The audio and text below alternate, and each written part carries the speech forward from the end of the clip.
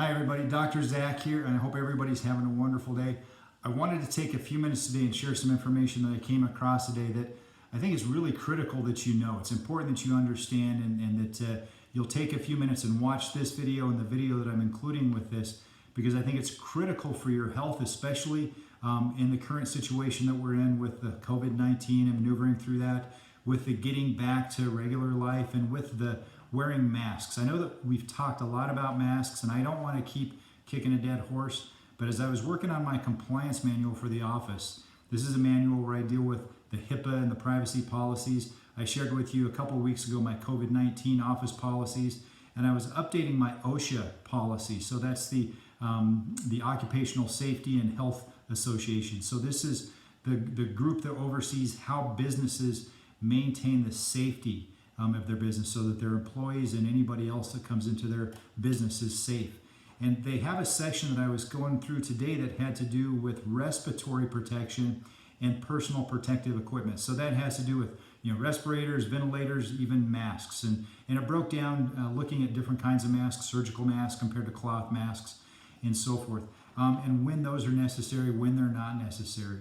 And so as I was going through this, it had a couple of interesting definitions in this section. One of them is what's called immediate dangerous to life and health. And the abbreviation is the IDLH. And this means that it's an atmosphere that poses an immediate threat to life and would cause irreversible adverse health effects or would impair an individual's ability to escape from a dangerous atmosphere. So this is the immediately dangerous to life and health. Now in that, it talked about what kind of things can be affecting that when it comes to our atmosphere. So it talks about, then the next thing is the oxygen deficient atmosphere. This means an atmosphere with an oxygen content below 19.5% by volume. So what it says in here, that the respiratory protective standard considers any atmosphere with an oxygen level below 19.5% to be oxygen deficient and immediately dangerous to life and health. It goes on to say, human beings must breathe oxygen to survive, and they begin to suffer adverse health effects when the oxygen level of their breathing air drops below 19.5%. When it gets to that point, the air is considered oxygen deficient, and at concentrations between 16 to 19.5%, workers engaged in any form of exertion can rapidly become symptomatic as their tissues fail to obtain the oxygen necessary to function properly. So we're looking at, on a cellular level, not getting enough oxygen and affecting the tissues, and relatively quickly to the point that we start having symptoms.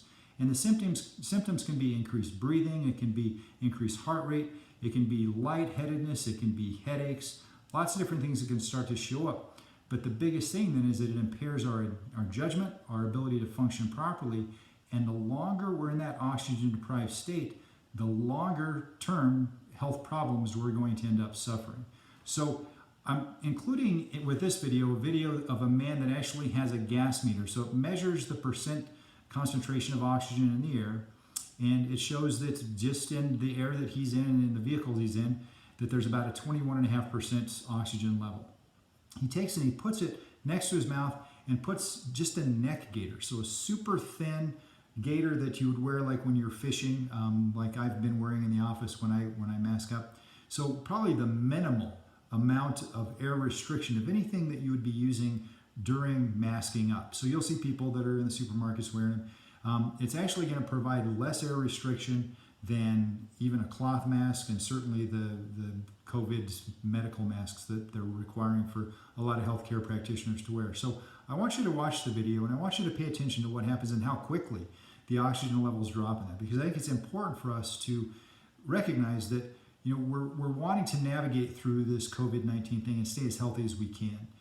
We know, I've shared tons of research with you so far that shows that there's very little evidence that the masks provide any protection at all for the wearer or the person that you're trying to protect. And that a healthy person, according to the World Health Organization and the CDC and Dr. Fauci, shouldn't be wearing it except to make somebody else happy. So there really isn't a purpose unless you have one that is a greater desire to do that. So I'm not telling you to wear a mask, not telling you not to. I'm telling you to watch this information.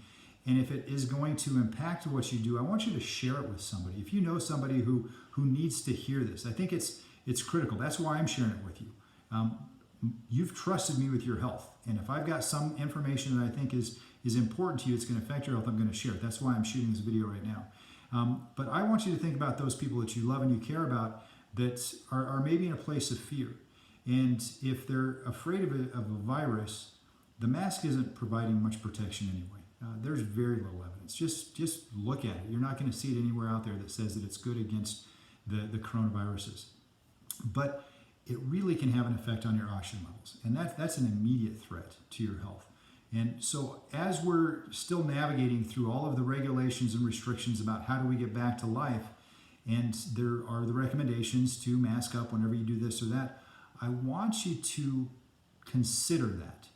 I have yet in public places to mask up, and it's not because I'm arrogant. It's not because I'm, trying to prove a point. It's because it's not doing anybody else any good, and my health is important to me.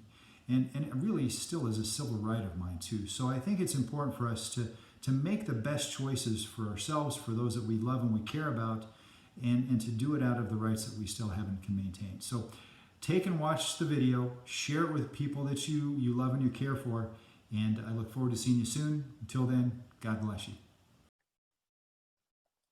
So this is the gas monitors we use at work. 21.5, I believe it says. 21.4. That's the oxygen level in the cab of this vehicle. So I'm going to zero this out. So when it gets to 19.5, according to the state and safety guidelines, you get out of the hole that's not a safe oxygen level to operate at. So cause safety issues or whatever. So I'm going to put this in my cloth mask right by my mouth where my mask would be breathing, right? So I'm going to put it right here. Right here. So that's as close as I can get it. I'm going to breathe normal and talk. Less than 19.5. Right there. Put it down. Down to 18.5. That was after that short time. Air it